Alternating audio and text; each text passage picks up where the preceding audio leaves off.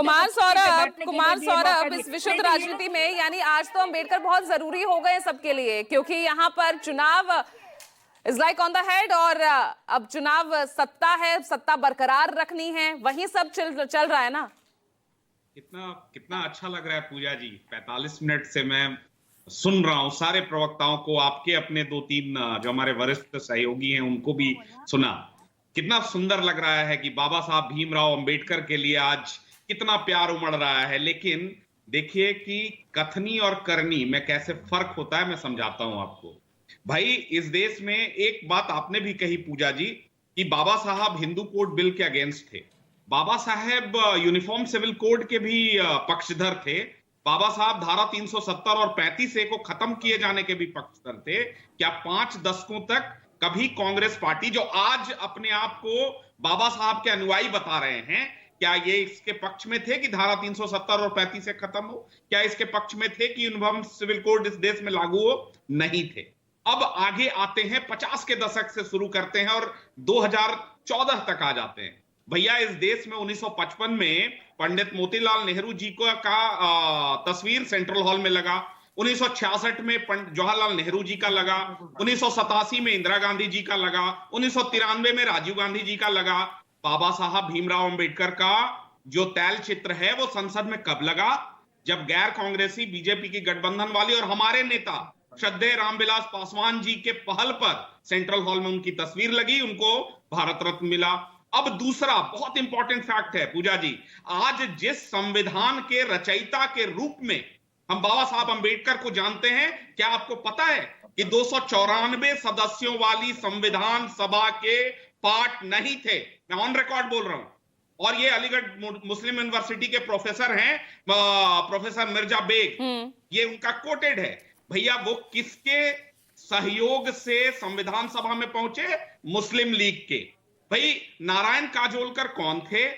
Mumbai north central से पहली बार जब बाबा साहब चुनाव लड़े तब 14,500 वोट से वो हारे और 78,000 वोट इनवैलिड किया गया।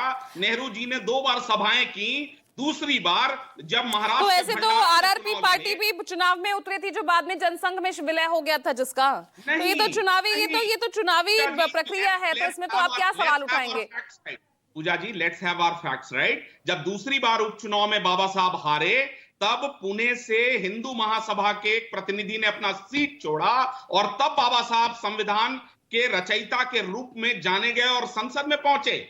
आप लगातार देखिए कि जब इस्तीफा के तौर पर जब पढ़ रहे थे वो अपना भाषण, तब उनको बेइज्जत किया गया। दूसरी बात है, देखिए आज हम लोग बहुत सारी बातें कहते हैं। 1970 में एक बहुत इंपॉर्टेंट फैक्ट मैं आपके सामने रख रहा हूं, जो शायद किसी नेशनल टेलीविजन पर अभी से पहले नहीं रखा गया।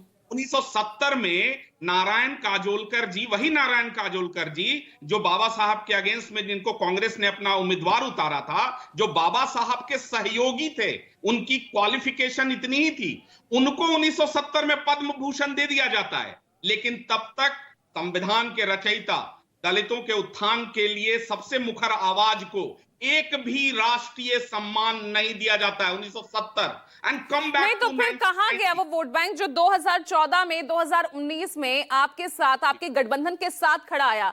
क्या हुआ फिर 2024 में?